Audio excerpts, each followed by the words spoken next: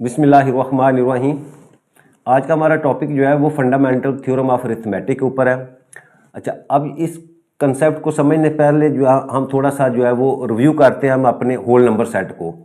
अच्छा, whole number set जो है वो हमारा वो W से रिप्रेजेंट किया जाता है और इसके अंदर जो एलिमेंट्स थे वो आप थे जी 0, 1, 2, 3, 4, 5, 6 एंड सो ऑन। अच्छा, अब इन होल नंबर्स को हमने जो है वो क्लासीफाई किया टू वेज। पहला क्या था, on the basis of numbers, यानी अगर मैं इस सेट के नंबर्स को देखूं तो हमने इसको दो हिस्सों में डिवाइड किया था। एक हिस्सा क्या था, वो आपके इवन नंबर्स थे और दूसरा कौन से थे, जो आपके ऑड नंबर्स थे। The numbers which are divisible by 2 are called even numbers and the which are not divisible by 2 are called the odd numbers. अच्छा, दूसरी जो हमने इसकी क्लासिफिकेशन की थी वो on the basis of factors थी। अच्छा, अब बेसिस ऑफ फैक्टर्स से क्या मुराद है कि वो नंबर्स जिनके सिर्फ और सिर्फ 2 फैक्टर्स थे उनको हमने कहा कि वो आपके क्या हैं जी, वो प्राइम नंबर्स हैं। और वो जिनके मोर देन 2 फैक्टर्स हैं उसको हमने कह दिया जी वो आपके क्या हैं जी, वो कंपोजिट नंबर्स हैं। ठीक है, ये तो हमने इस होल नंबर की जो है वो क्लासिफिकेशन की on the basis of numbers और on the basis of factors जो है वो क्लासिफिकेशन की। अच्छा, अब अगर मैं इस पूरे सेट को देखूं, ये जो दो हमारे पास नंबर्स हैं ये वाले 1 और 2, इनको मैं पहले जो है वो सेपरेट करता हूं। क्यों सेपरेट करता हूं कि ये ऐसे नंबर्स हैं कि ना तो ये प्राइम नंबर्स हैं और ना ही ये कंपोजिट नंबर्स हैं। इसके लिए हमने जो है पहले इसको डिस्कस कर लिया है। अच्छा, अब बाकी मेरे पास जो नंबर्स आ रहे हैं उसमें सबसे पहले मैं 2 की तरफ आता हूं। अगर मैं 2 को लिखूं तो मैं 2 को लिख सकता हूं 1 मल्टीप्लाई बाई 2, क्योंकि 2 प्राइम नंबर्स है और इसके 2 ही फैक्टर हैं तो इसका मतलब 1 और 2 इसके फैक्टर होंगे। अच्छा, इसके बाद मैं अगर 3 पे आता हूं तो 3 भी आपका क्या है, वो भी एक प्राइम नंबर है। तो प्राइम नंबर है तो इसके भी सिर्फ 2 ही फैक्टर्स होंगे, 1 और 3। अच्छा, उसके बाद 5 जो है वो प्राइम नंबर है। 5 को मैं अगर लिखूंगा तो वो भी आपके पास जो है 1 मल्टीप्लाई बाई 5 आ जाता है। इसका मतलब क्या हुआ कि जो भी प्राइम नंबर्स होंगे उसके 2 ही फैक्टर्स होंगे, एक वो 1 पे डिवाइड होगा और एक वो अपने आप के ऊपर जो है वो डिवाइड होगा। ठीक है, हम यहां कह सकते हैं कि प्राइम नंबर जो हैं उनके क्या है, ओनली 2 फैक्टर्स।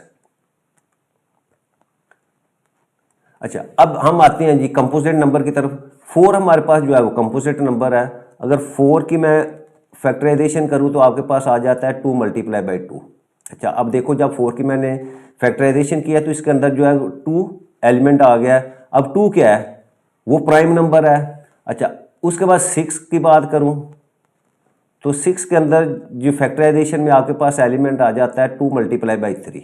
ये प्राइम फैक्टराइजेशन है तो इसका मतलब 2 भी आपका प्राइम नंबर है और 3 भी आपका प्राइम नंबर है। अच्छा, 6 के बाद 7 आपका प्राइम नंबर है और 8 अगेन जो है वो आपका कंपोजिट नंबर है। अगर 8 की मैं करूंगा तो आपके पास आ जाएगा जी 2 मल्टीप्लाई बाई 2 मल्टीप्लाई बाई 2। ठीक है, इसी तरह 9 की अगर मैं फैक्टराइजेशन करूं तो ये आपके पास आ जाएगा 3 मल्टीप्लाई बाई 3। अच्छा, अब आप इन दोनों को जो है वो आपने देखना है। यहां मैंने जब किया तो इसका मतलब क्या हुआ, पहली बात तो ये होगी कि कंपोजिट नंबर में क्या होता है, मोर देन 2 फैक्टर्स होते हैं। एक बात तो ये होगी। अच्छा, दूसरी इसमें क्या बात है कि इनकी जो फैक्टराइजेशन मैंने की है, जैसे 4 की है तो इसमें 2 मल्टीप्लाई बाई 2 आया है, 6 में 2 मल्टीप्लाई। अब इनके अंदर जो ये जो एलिमेंट्स आपको नजर आ रहे हैं या जो फैक्टर्स आपको नजर आ रहे हैं ये क्या है, ये प्राइम फैक्टर है। तो इसका मतलब मैं कह सकता हूं कि कंपोजिट नंबर्स के अंदर जो आपके फैक्टर्स है वो क्या है जी, प्रोडक्ट ऑफ प्राइम फैक्टर्स। अब मैं अपनी बात को जो क्लोज करने लगा हूं कि जब हमने होल नंबर्स का सेट देखा तो 1 से बड़े जितने भी आपके पास इसके जो है वो एलिमेंट्स थे वो क्या थे, या तो वो प्राइम नंबर थे और या दूसरी क्या थी, या वो कंपोजिट नंबर्स थे।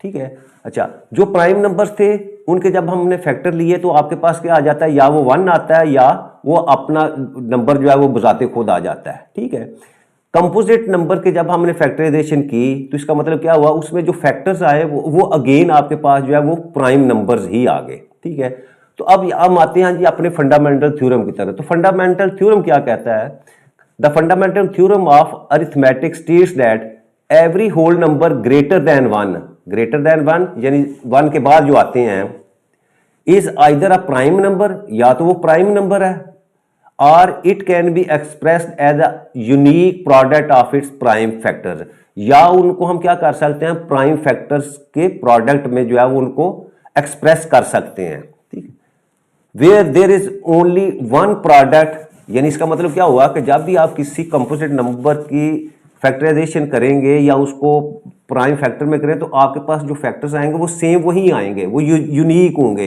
वो चेंज नहीं उनको कर सकते। मतलब 6 है तो 6 है 2 मल्टीप्लाई बाई 3 ही हो सकता है, इसके अलावा कोई और फैक्टर्स नहीं हो सकते।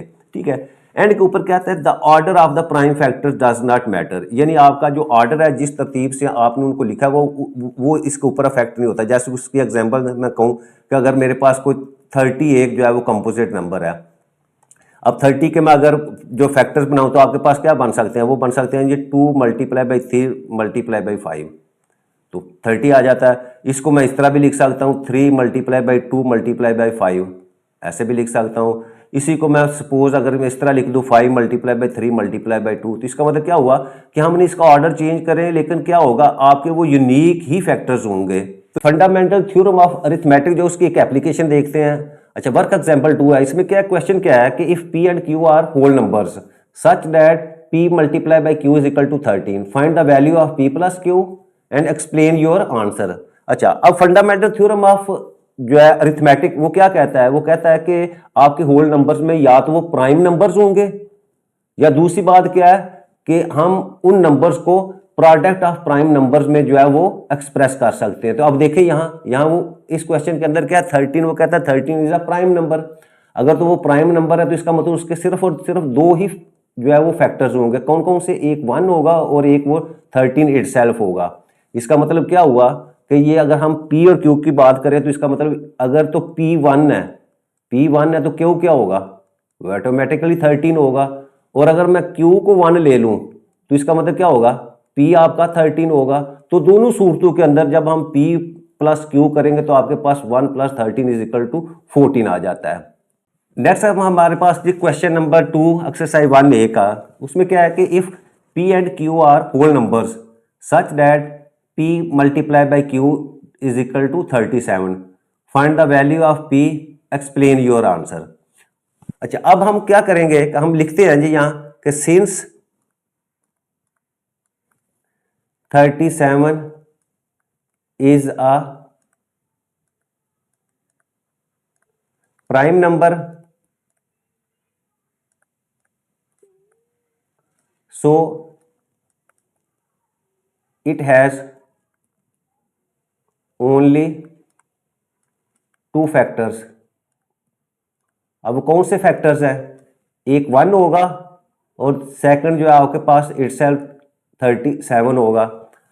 तो अगर मैं इसको ऐसे कंसीडर करूं, अगर मैं P को 1 लूं तो इसका मतलब क्या होगा कि आपका Q जो है उसकी वैल्यू जो है वो 37 होगी।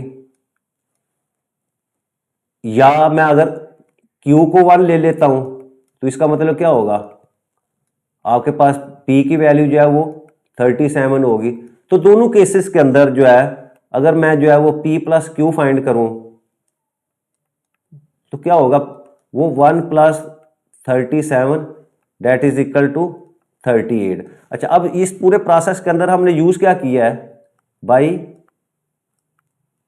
Using fundamental theorem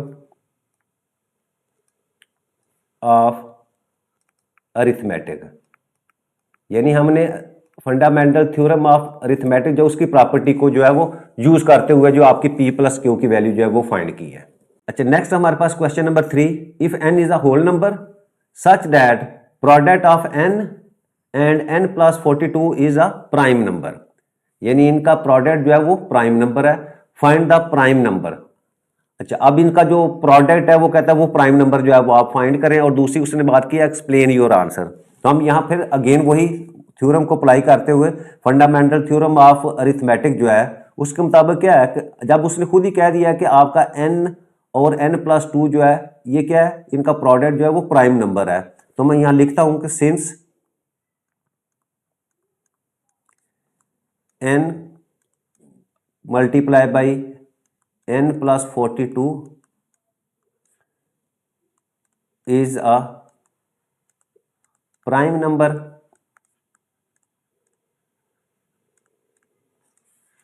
so it has only two factors। अगर ये प्राइम नंबर है तो इसका मतलब इसके दो फैक्टर्स है, और वो कौन कौन से फैक्टर हैं, एक इसका मतलब n है और दूसरा फैक्टर जो है इसका क्या है वो n+42 है। तो ये उसके जो है वो फैक्टर्स होंगे। तो इसका मतलब क्या हुआ कि जब ये प्राइम नंबर है, दो फैक्टर है, तो इनमें से एक नंबर ऐसा है जो 1 होगा। तो इसका मतलब क्या हुआ कि सो हम कह सकते हैं कि यहाँ n की वैल्यू जो है वो 1 है, और दूसरा जो है वो आपके पास ये इटसेल्फ होगा, नंबर n+42 होगा। तो अब हम इसको जब मल्टीप्लाई करेंगे तो हम यहाँ लिख सकते हैं देयरफॉर आपका जो रिक्वायर्ड प्राइम नंबर जो है वो क्या होगा, वो होगा जी n की जगह आप 1 पुट करेंगे और इसका प्रोडक्ट लेंगे n+42, तो 1 लिखा और इसके साथ आपने क्या कर दिया, प्लस कर दिया 42। तो यहाँ से आपके पास आ जाएगा जी 1 मल्टीप्लाई बाई 42 + 1 43, और दैट इज इक्वल टू 43। तो ये आपका जो है वो रिक्वायर्ड प्राइम नंबर है।